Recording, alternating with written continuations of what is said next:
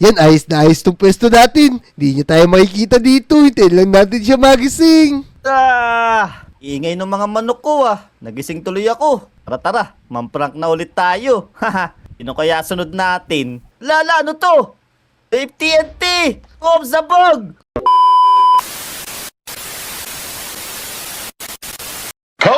Ay, ang tagal naman ng mga kaibigan ko. Ang tagal naman ni Botog, tsaka ni Damdam. Kanina pa ako naghihintay dito. Mukhang wala silang balak maglaro ngayong araw makauwi na nga lang. Mga Lodi, pag nakita nyo naman sila, comment nyo naman kung nasan para papuntahan natin. Tara, umuwi na nga muna tayo. Wala din naglalaro dito sa roller coaster Naku, wala rin katao-tao dito. Sarado rin si Aling Uling. Ano kaya meron ngayon sa Lodi Island? Ay, makauwi na nga lang. Magluluto ako ng paborito kong pagkain. Yon, teka. Sino naman to? Parang ngayon lang kita nakita sa Lodi Island Ano? Bago ka lang dito? Mukha nga, ngayon lang talaga kita nakita. Ano, gusto mo maglaro? Tapos, nakita mo dun si Namnam, tsaka si Motong. Tara, puntahan na natin.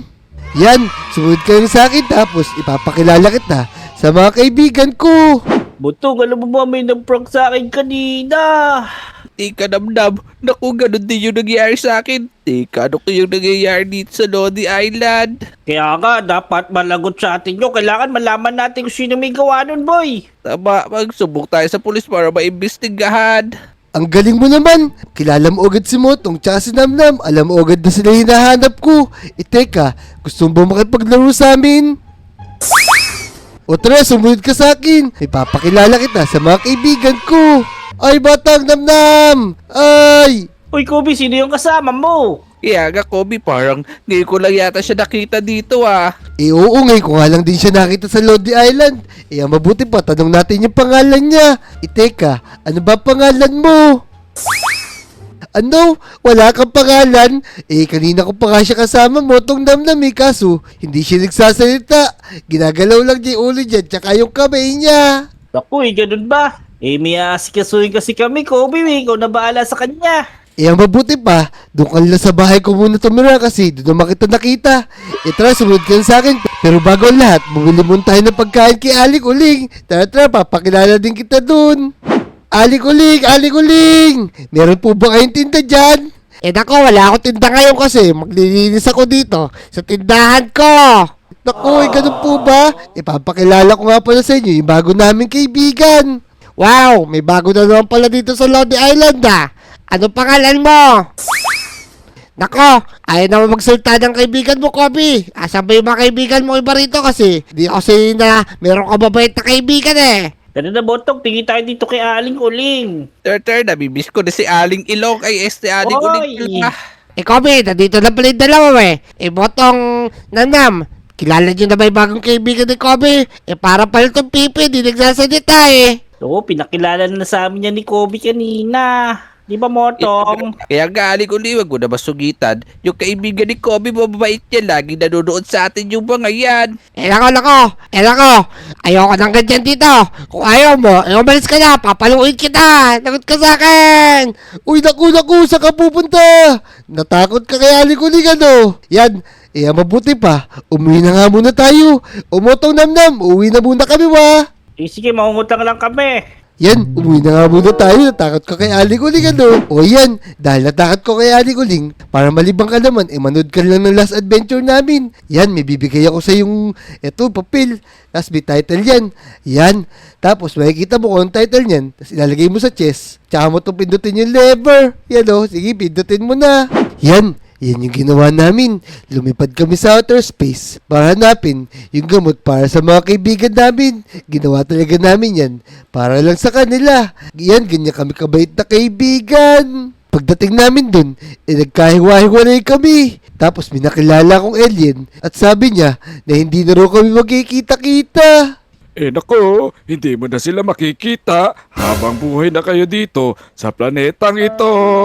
Di ako nawalan ng pag-asa pero kawawa yung mga kaibigan natin dyan. Hinabol sila ng alien. Buti na lang, marunong sila sa labanan. Ayos, ang galing talaga ni Motong, tsaka ni Namnam, tsaka ni Dian. Nakaligtas sila sa ibang planeta. Yan, hanggang sa binigyan ako ni Manong ng mga gamit para makagawa ng floating house. Yan, nag-build ako dyan tapos hindi ako nawala ng pag-asa at hinanap ko yung mga kaibigan natin. Yan, at pagtapos nitong ginawa kong floating house, idilibot ko agad yung buong universe para makita natin yung mga kaibigan natin. Yan, hanggang sa nakita ko sila at naligtas at nakipaglaban pa kami sa mga alien. Ayos, di ba? Yan, hintayin lang natin yung mga kaibigan natin para isasama kita sa laro. Yan, Botok, sige, laban na mo. Tulungan niyo ako, Damdam. Teka, Kaya- yung dalawa yun, tara, puntahan natin. Pak, aray ko. Yan, teka Wal, diyan ka lang muna, tutulungan ko sila. Ya. Yan, sige, sige, Kobe, damdam ko, tulungan mo kami, damdam mo to, yan. pupugin natin yan. Yan, Yan, natalo na natin. Uy, Kobe, galing pala makipaglaban ng kaibigan mo. Kaya nga, Kobe, buti na tulungan niya kami. nako, ako'y tumulong sa inyo, wala nga siya ginawa kasi natatakot siya. Naku, maraming salamat sa iyo, ha. Napakabait mo at ang galing mo makipaglaban sa mga monster. Kaya nga, maraming salamat sa inyo. Tinulungan mo kami. Nako, o sige, pagpapahingahin ko na muna siya kasi mukhang natakot siya sa pakikipaglaban. O tara, bumalik na tayo dun. O yan, tuturuan kita mag-prank dito sa mga kaibigan natin sa Lodi Island. Yung bahay na to, ito yung kay Jake. Yan, tapos, ang una kong gagawin, panoorin mo lang ako. Maglalagay ako dito ng zombie. Tapos, paglabas niya, magpapalit ako bilang warden. Tapos, panoorin mo siya tumakbo. O yan, hintayin mo ako dito ha. Panoorin mo lang ako. O eto na, sisimulan ko na, papasok na ako sa loob. Oh no! Yan, hintayin lang natin si Jake. Yan, hintayin lang natin lumabas si Jake, bilis. Yeah! Ba't kaya sa bahay ko nakalaking pinto ko ah? Oo. Ano nangyayari dito? Ayan na! Takbo! Tulong! O di ba, nakita mo takot na takot si Jake. Alam na alam ko na dun siya takot. Pero teka, magpapalit pa ako bilang warden. Panoorin mo ako, lapitan natin siya. Yan, sige, lapitan natin. Teka, ano naman to? May warden sa kas! Umagang-umaga takbo! O yan, naprank na natin si Jake. Nakikita mo ba yung bahay na yan sa likuran mo? Yan, tama ka. Yan nga yun. Yung kulay blue na yan. Diyan nakatira. Pepisan, ipaprank din natin siya. Paglalagay tayo ng TNT tsaka pressure plate, sa tingin ko natutulog pa siya, tara, puntahan natin. O yan, nandito na tayo sa loob ng bahay ni Pepisan. Tapos, kung makikita mo, natutulog pa siya, Yan, maglalagay na tayo ng TNT tsaka pressure plate dito habang tulog pa siya. Yan, nalagay na natin. Tara, magtago tayo dito sa gilid. Tapos, hintayin natin siya magising. Yan, ayos na ayos tong pwesto natin. Hindi niya tayo makikita dito. Hintayin lang natin siya magising. Ingay ng mga manok ko Nagising tuloy ako. Tara, mamprank na ulit tayo. Sino kaya sunod natin? Lala, ano to? TNT! Sabog! Ba't sumabog? Namatay tuloy yung mga manok ko. Sino kaya may gawa nito? Tara, magsumbong tayo sa pulis. Yan, nakita mo parang di tinabla si Pepisan pero nagulat siya. Tara, mamprank pa tayo sa iba. Tara, etong mga baboy. Ito yung kukuhanin natin. Yan, tanggalin natin lahat yan. Tapos, papalitan natin ng zombie at saka ng mga piglin. Yan! Tara, tago tayo. Antayin natin si Namnam lumabas. Hay nako, ang sarap talaga ng umaga. Ang sarap talaga gumising sa umaga kapag natulog sa gabi. Tara, tingnan natin yung mga alaga kong matatabang baboy. Eka, ano to? Ba't yan to nangyari? Naku, ba't naging ganito yung mga alaga ko? Naging piglin tapos naging zombie. Tika mo kami nagnakaw ng mga baboy ko. Siguro, may nagnakaw talaga nito. Tapos ito yung pinalit nila. Susumbong ko sila sa pulis. Tara, eto naman si Motong i-prank natin. Ano kaya pwede natin gawin? Alam ko na. Kukotongan natin siya sa ulo. Una, lagyan natin ng glass dito. Yan. Tapos, eto naman yung anvil. Yun. Pasagin na natin sa lamin para mabagsakan na si Motong. Pak! Aray! Boom! Aray ko! Bukol! Boom! Teka, sino may gawa nun? Bakit nabagsakan ako ng anvil sa ulo?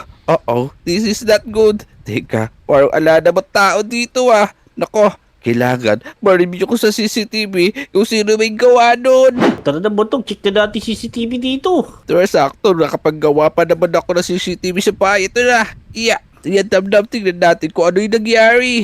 Kaya nga yan, ganyan pa rin nangyari oh. Yan, naabol ako, tingnan mo oh. Ayun, oo Ah, nga. dami. Pero wait lang, ano yun? Teka lang, Damdam, parang inyong kaibigan ni Kobe ah. Oo nga no. Siya pala may gawa ng Botong. Oh, this is not good. Ito, Damdam, humiga lang ako dito. Tapos ganito yung nangyari. Bigla may bumagsak sa akin. Aray! Ayun na oh. Hanggang ngayon nasaktan ka, Botong. Iyagayin, bumukol sa ulo ko yung dalawang anvil. Teka, Damdam, ganun pala yung nangyari. Parang yung kaibigan ni Kobe yun ah. Kaya nga, siya pala may gawa no, no? Iyan, ganyan madalas namin gawin dito. Sa Lodi Island, mahilig kami sa adventure tapos madalas kami napapalaban dito. Kobe, Kobe. Nasaan yung kaibigan mo, Kobe? Aga, Teka, ba't tumatawag sila dito? Yan o. Oy, ano ba kailangan nyo? Andito yung kaibigan ko eh. yung kaibigan mo pala, yung may gawa ng mga pampaprank sa amin, mahilig pala siya mag-prank. Iyaga, Kobe, siya pala yung may kagagawa doon. Pero ang galing niya mag-prank, Kobe ah. Tako, tinuro ko pa naman siya mag-prank. Pinrank namin si Jack, tsaka si Pepe-san. Haha, nung pala, kayo na pala yung na-prank niya. Haha. Ako, galing niya mag-prank. Bagay na bagay ka namin maging kaibigan. Iyaga, ang galing mo, din namin nahulaan yun si Pepe siya tuloy. Yung naikulong namin. Ayos, ginaya mo pala yung skin ni Pepe-san para ma-prank mo tong dalawang kaibigan natin.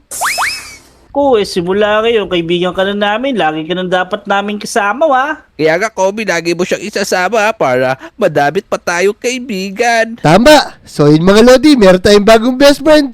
Kung nag-enjoy kayo sa video na tayo, mag-subscribe na kayo, i-like nyo na rin yung video at mag-comment na rin kayo. Let's go! Let's go! Yo!